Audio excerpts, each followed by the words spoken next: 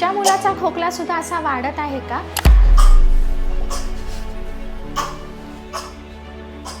असे वाढत असल्यास त्याकडे दुर्लक्ष करू नका. पहिला म्हणजे मुलांना घरी रेस्ट करू द्या.